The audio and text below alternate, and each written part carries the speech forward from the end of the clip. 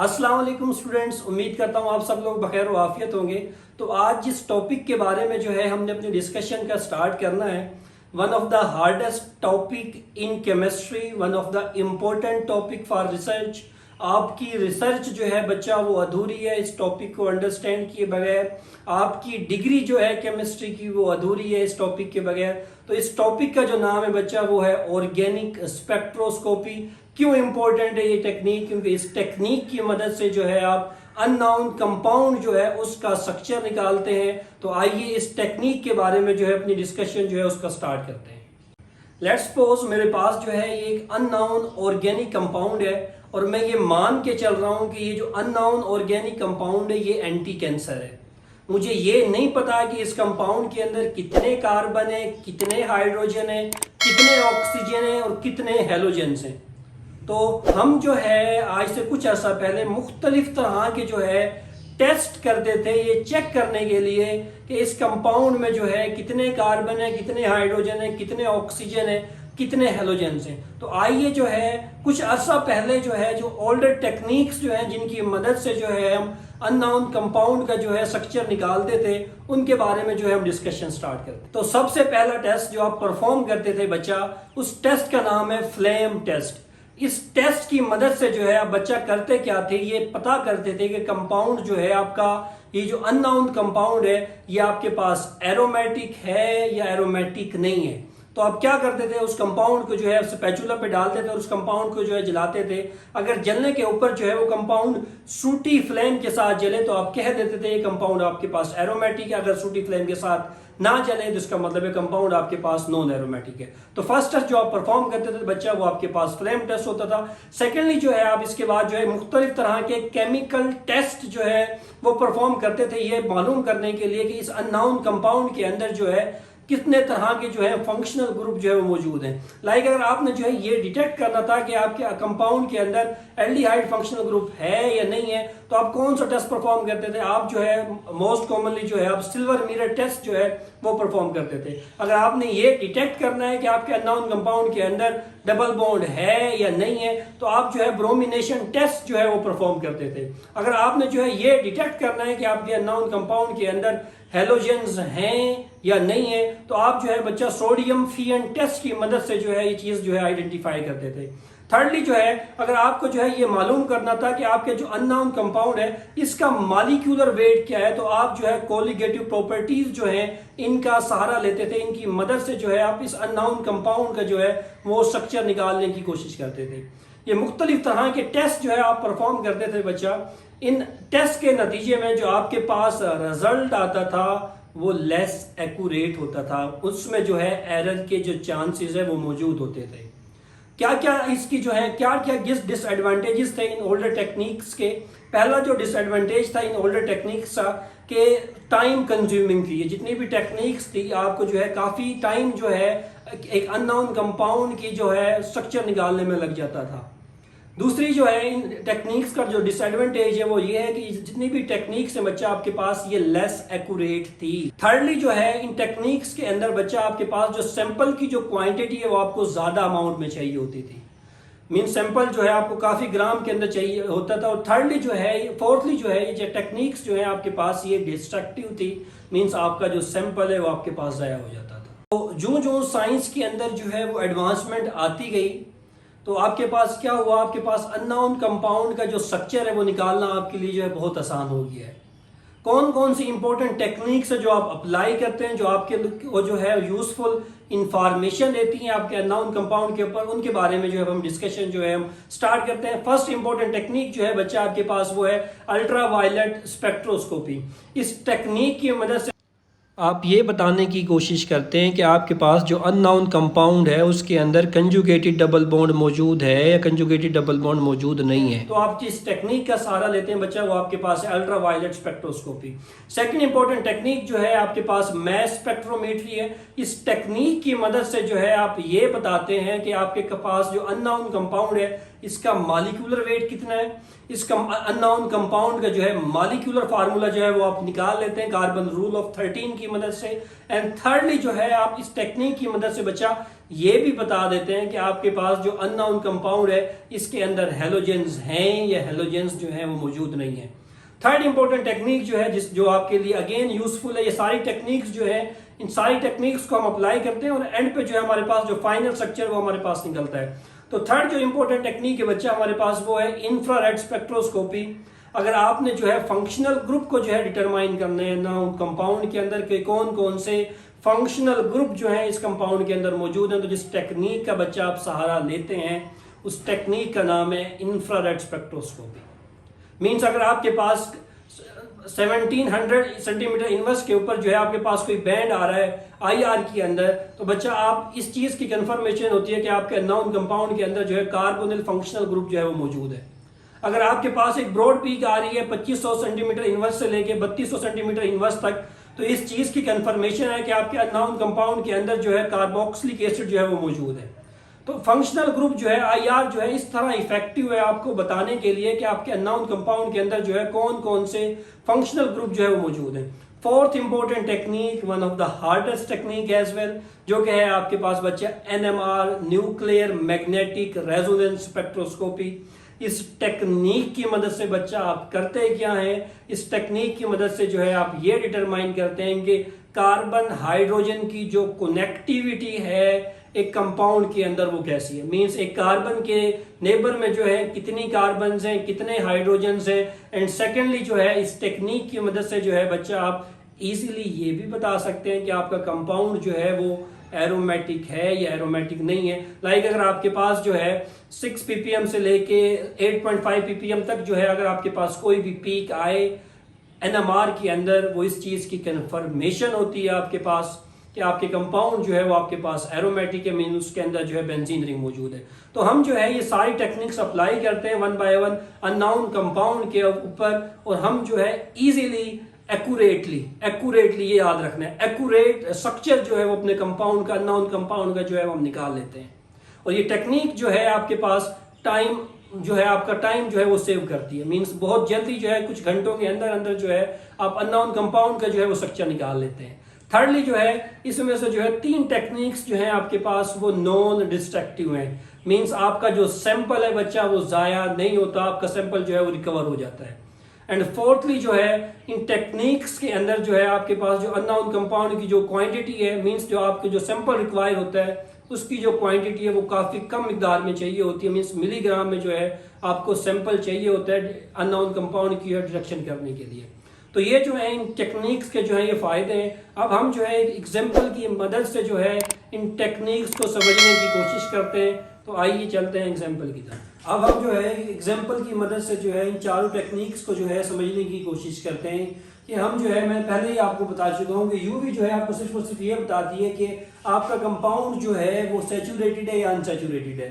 तो let's suppose मेरे पास कोई अननोन कंपाउंड ए है और मैं ये मान के चल रहा हूँ कि मेरा जो अननोन कंपाउंड ए है वो अनसैचुरेटेड है, मीन उसके अंदर जो है पाई बॉन्ड जो है वो मौजूद है। तो यूवी की मदद से जो है मुझे ये इन्फॉर्मेशन मिली, ये इन्फॉर्मेशन जो है मैंने अपने दिमाग में जो है वो सेव कर लिया है। सेकेंडली जो है जब आप मैस स्पेक्ट्रोमेट्री की तरफ जाए, मैं पहले ही बता चुका हूँ मैस स्पेक्ट्रोमेट्री आपको 3 चीज़ों के बारे में बताती है। ये आपको जो है कंपाउंड का मॉलिक्यूलर वेट बताती है, मॉलिक्यूलर वेट की मदद से जो है आप कंपाउंड का मॉलिक्यूलर फार्मूला जो है वो निकाल लेते हैं कार्बन रूल ऑफ 13 लगा के। तो मॉलिक्यूलर फार्मूला जो है इस कंपाउंड का जो है आपको गिवन है कि C8H8O जो है इस कंपाउंड का मॉलिक्यूलर फार्मूला है। इस कंपाउंड का मॉलिक्यूलर वेट जो है वो 120 ग्राम पर मोल है। और सेकेंडली जो है थर्डली जो है मैंने आपको बताया कि आपके पास मैस स्पेक्ट्रोमेट्री जो है ये आपको ये भी बताती है कि आपके पास जो अननोन कंपाउंड है उसमें हेलोजेंस हैं या नहीं है। तो हमारे पास चूंकि यहाँ पे जो है मॉलिक्यूलर फार्मूले के अंदर कोई हेलोजेंस नहीं है, तो इसका मतलब है कि मैस स्पेक्ट्रोमेट्री ने जो है हमें मॉलिक्यूलर फार्मूला मॉलिक्यूलर वेट जो है एग्जैक्ट उस कंपाउंड का बता दिया है। तो बच्चे जब भी आपके पास मॉलिक्यूलर फार्मूला आ जाए किसी भी कंपाउंड का, तो पहला काम जो आपने हमेशा करना है, आपने ये करना है कि आपने उस कंपाउंड का जो है डिग्री ऑफ अनसैचुरेशन या आपने जो है उस कंपाउंड का हाइड्रोजन डेफिशिएंसी इंडेक्स जो है वो निकालना है। हाइड्रोजन डेफिशिएंसी इंडेक्स, इसका निकालने का पर्पस क्या है? इससे आपको ये अंदाजा होता है कि आपका ये जो अननोन कंपाउंड है इसके अंदर जो है कितने पाई बॉन्ड या कितने डबल बॉन्ड जो है वो मौजूद हैं। तो फार्मूला क्या है, डिग्री ऑफ अनसैचुरेशन या हाइड्रोजन एफिशिएंसी इंडेक्स निकालने का 2C+2 plus n minus h minus x divide by 2। x क्या है आपके पास, नंबर ऑफ हैलोजेंस है, तो फार्मूले के अकॉर्डिंग जो पुट करते हैं वैल्यू 2 जो है आपके पास हैलोजेंस आ गया। c क्या है, नंबर ऑफ कार्बन, कार्बन कितने हैं हमारे पास 8 है, तो हम जो है यहाँ पे जो है फार्मूले के अकॉर्डिंग जो है 8 यहाँ पे पुट कर लेते हैं प्लस 2 अकॉर्डिंग टू फार्मूला। क्या इस फार्मूला में कोई नाइट्रोजन एटम है, नहीं नाइट्रोजन एटम कोई नहीं है, तो हम जो है यहाँ पे 0 वैल्यू डालेंगे। माइनस h, हाइड्रोजन कितने हैं हमारे पास 8 हाइड्रोजन के एटम है, तो मैं जो है यहाँ पे 8 डालूंगा। माइनस कोई हेलोजन है, हेलोजन मेरे पास फ्लोरीन क्लोरीन ब्रोमीन कोई भी नहीं है इस एटम में, तो ये 0 डालूंगा और डिवाइड बाय जो है मैं 2 कर दूंगा। तो बच्चा 2 8 का 16, 16 प्लस 2 18 हो गया मेरे पास। 18 माइनस 8 डिवाइड बाई 2, तो 18 माइनस 8 10 होता है, 10 डिवाइड बाई 2 बच्चा 5 आएगा। इसका मतलब ये हुआ कि जो मेरे पास अननोन कंपाउंड है इसके अंदर जो है 5 डबल बॉन्ड जो है वो मौजूद है। जब भी किसी अननोन कंपाउंड के अंदर बच्चा 5 डबल बॉन्ड जो है वो मौजूद हो, इसका मतलब ये होता है कि आपके पास इसके अंदर जो है 70% प्रोबेबिलिटी है कि इस कंपाउंड के अंदर जो है बेंजीन रिंग जो है वो मौजूद होगा। 100% नहीं है, 70% जो है ये फिजिबिलिटी हो जाती है इस अननोन कंपाउंड के अंदर जो है बेंजीन रिंग जो है वो मौजूद होगा। तो थोड़ा सा जो है डिग्री ऑफ अनसैचुरेशन से जो है कुछ ना कुछ जहन में अंदाजा हो जाता है कि कंपाउंड के अंदर बेंजीन रिंग है या नहीं है, लेकिन हम आगे जाके जो है मजीद कंफर्म करेंगे इस चीज को। जो है IR के ऊपर आए, IR के ऊपर जो है मैंने आपको पहले ही बता चुका हूँ कि IR जो है आपको ये बताती है कि इस कंपाउंड के को जो है अंदर जो है कौन कौन से जो है फंक्शनल ग्रुप जो है वो मौजूद हैं। तो अननोन कंपाउंड ए जो था उसके अंदर जो है सर्चिंग फ्रीक्वेंसी जो है वो आपके पास गिवन है कि आपके पास एक सिग्नल आ रहा है 3150 के ऊपर, 2920 के ऊपर आ रहा है, 1695 के ऊपर आ रहा है और 1525 के ऊपर जो है आपके पास सिग्नल आ रहा है। 3150 के ऊपर बच्चा ये जो सिग्नल आता है आपके पास, ये सिग्नल जो है आपके पास sp2ch स्ट्रेच का सिग्नल है। sp2ch स्ट्रेच क्या होती है जब पढ़ाऊंगा तब डिटेल से बताऊंगा। 2920 के अंदर जो है जो सिग्नल आपके पास आता है बच्चा sp3ch स्ट्रेच जो है इसका सिग्नल आता है। 1695 के ऊपर बच्चा जो सिग्नल आ रहा है कार्बोनिल ग्रुप का आता है, मोस्टली जो है 1700 के राउंड अबाउट, लेकिन ये 1700 से थोड़ा सा बिलो आ रहा है। तो ये रीजन हो सकती है कि शायद यहाँ पे ये जो कार्बोनिल ग्रुप जो है ये कंजुगेशन में इन्वॉल्व हो किसी सिस्टम के साथ, शायद बेंजीन के साथ कंजुगेशन में इन्वॉल्व हो। जब भी कार्बोनिल ग्रुप जो है कंजुगेशन में इन्वॉल्व होगा तो याद रखना है कि आपके पास सर्चिंग फ्रीक्वेंसी जो है उसकी डिक्रीज हो जाती है। डिटेल से पढ़ाऊंगा कि कौन कौन से फैक्टर्स जो हैं वो स्ट्रेचिंग फ्रीक्वेंसी जो है उसके ऊपर असरअंदाज होते हैं। तो 1695 के ऊपर ये जो सिग्नल आ रहा है कि मैं यहाँ पे नहीं मान के चल रहा हूँ कि शायद ये जो सिग्नल है मेरे पास ये कार्बोनिल ग्रुप जो है इसका मौजूद है। 1525 के ऊपर जो सिग्नल आ रहा है बच्चे ये aromatic carbon double bond carbon का जो सिग्नल है आपके पास वो 1525 के राउंड अबाउट जो है सिग्नल आता है आपके पास। एलिफेटिक अगर कार्बन कार्बन डबल बॉन्ड हो तो उसका सिग्नल जो है 1620 से लेके 1680 की रेंज में आता है आपके पास। तो IR की मदद से जो है मेजर फंक्शनल ग्रुप जिसका पता लगा कि इस कंपाउंड के अंदर जो है कार्बोनिल ग्रुप जो है वो मौजूद है। तो मॉलिक्यूलर फार्मूले के अंदर एक ऑक्सीजन भी थी, यहाँ से भी हमें कंफर्मेशन हो रही है कि अननोन कंपाउंड के अंदर एक कार्बोनिल ग्रुप जो है वो मौजूद है। लास्टली जो है NMR स्पेक्ट्रोस्कोपी जो है आपको क्या बताती है, NMR स्पेक्ट्रोस्कोपी आपको ये बताती है कि इस कंपाउंड के अंदर जो है कितने हाइड्रोजन और कार्बन की जो कनेक्टिविटी है वो किस तरह से है, मींस एक कार्बन के नेबर में कितनी कार्बन है कितने हाइड्रोजन है।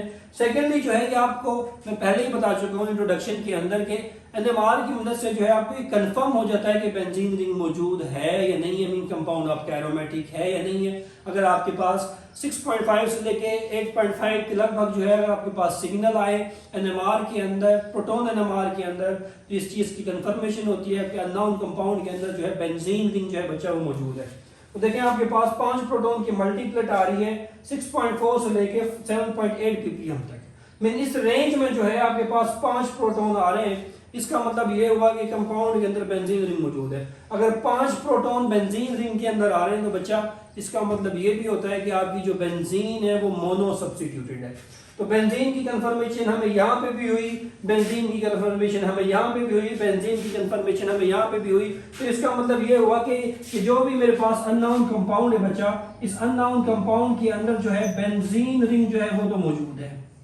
अगर अननोन कंपाउंड के अंदर बेंजीन रिंग मौजूद है तो थर्डली क्या आपने यहाँ से निकाला 5 प्रोटॉन जो है बेंजीन रिंग के अंदर आने, इसका मतलब है कि ये जो बेंजीन है आपके पास ये क्या है आपके पास, मोनो सब्स्टिट्यूटेड है, मोनो सब्स्टिट्यूटेड है, तभी 5 प्रोटॉन होंगे ना, एक ब्रांच लगा दें, बाकी 5 प्रोटॉन जो है इस बेंजीन रिंग के अंदर बच्चा आपके पास मौजूद है, ये 1 ये 2, अगर ये डाई सब्स्टिट्यूटेड होती तो बेंजीन के अंदर जो है 4 प्रोटॉन जो है वो आपके पास आने थे, क्योंकि 5 प्रोटॉन आ रहे हैं। और हमने ऊपर बताया कि आइया ने ये बताया कि इस कंपाउंड के अंदर जो है कार्बोनिल ग्रुप जो है वो मौजूद है, अगर कार्बोनिल ग्रुप मौजूद है आपके पास तो C डबल बॉन्ड O हम लगा लेते हैं। और लास्टली जो है अगर आप गौर से समझने की कोशिश करें, 3 प्रोटॉन की सिंगलेट आ रही है। देखिए सिंगलेट क्या है, डबलेट क्या है, ट्रिपलेट क्या है, जब NMR पढ़ाऊंगा तब डिटेल से बताऊंगा। 3 प्रोटॉन की सिंगलेट बनाने का तरीका जो है आप क्या करें, यहाँ पे अगर आप CH3 लगा दें तो बच्चा ये आपके पास जो है ये जो अननोन कंपाउंड है आपके पास उसका जो है स्ट्रक्चरल फार्मूला जो है मैंने लिख दिया है आपके सामने। ये जो अननोन कंपाउंड है बच्चा, इसमें कार्बन काउंट करें तो 8 कार्बन है, 8 हाइड्रोजन है और 1 ऑक्सीजन है। डिग्री ऑफ अनसैचुरेशन जो है इस कंपाउंड का 5 है। आप कहेंगे कैसे 5 है सर, यहाँ पे तो 4 नजर आ रहा है, बच्चा 5 है। कैसे 5 है, देखें 1 2 3 तो पाई बॉन्ड हो गए, एक ये कार्बन, 4 तो हो गए ना आपके ध्यान में, 4 वाला कंसेप्ट ये तो ठीक है। देखें जब भी कोई क्लोज रिंग हो उसका डिग्री ऑफ अनसैचुरेशन आपने काउंट करना है। लाइक आपके पास अगर आपके पास ये जो 3 मेंबर रिंग है, साइक्लोप्रोपेन है, डिग्री ऑफ अनसैचुरेशन 1 है, साइक्लोब्यूटेन है आपके पास, डिग्री ऑफ अनसैचुरेशन 1 है, साइक्लोपेंटेन है आपके पास, डिग्री ऑफ अनसैचुरेशन, जब भी कोई क्लोज रिंग आएगा डिग्री ऑफ अनसैचुरेशन उसका 1 काउंट करना है। यहाँ पे देखें ये 6 मेंबर रिंग है, क्लोज रिंग है, इसका डिग्री ऑफ अनसैचुरेशन 1 होगा। तो डिग्री ऑफ अनसैचुरेशन 5। इस कंपाउंड के अंदर कार्बोनिल की इंडिकेशन हुई, कार्बोनिल ग्रुप मौजूद है। sp2ch सच कौन सी है, इसमें देखिए ये वाली जो कार्बन है बच्चा आपके पास, ये जितने भी कार्बन है बेंजीन के अंदर जो है इनकी हाइब्रिडाइजेशन क्या है, sp2, ये कार्बन है ये हाइड्रोजन है, तो sp2ch सच जो है इसके अंदर मौजूद है 3150 के ऊपर। 2950 के ऊपर देखें ये वाली जो कार्बन है बच्चा आपके पास, ये sp3 हाइब्रिडाइज है, तो sp3ch स्ट्रच जो है इसके अंदर मौजूद है। 1695 के ऊपर जो है कार्बोनिल स्ट्रच जो है ये आपके पास आ रहा है 1695 सेंटीमीटर इनवर्स के ऊपर।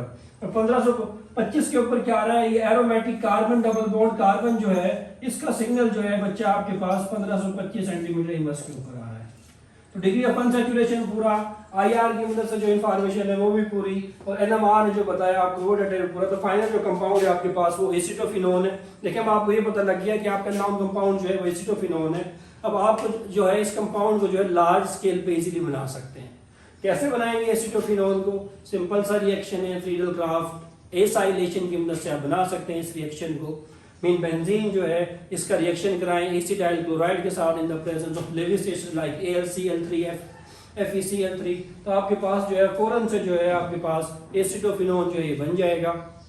उम्मीद करता हूँ आज का जो लेक्चर है आपको अच्छा लगा होगा। अगर लेक्चर समझ आया है तो काइंडली इसको शेयर करें, और ये जो खतरे का निशान मीन जो लाल बटन आपके सामने स्क्रीन के ऊपर आवेजा है इसको जो है दबाएं, और लेक्चर को जो है जितना शेयर कर सकते हैं वो शेयर करें। इंशाल्लाह जो है नेक्स्ट लेक्चर में जो है आपसे मुलाकात होती है। अल्लाह हाफ़िज़।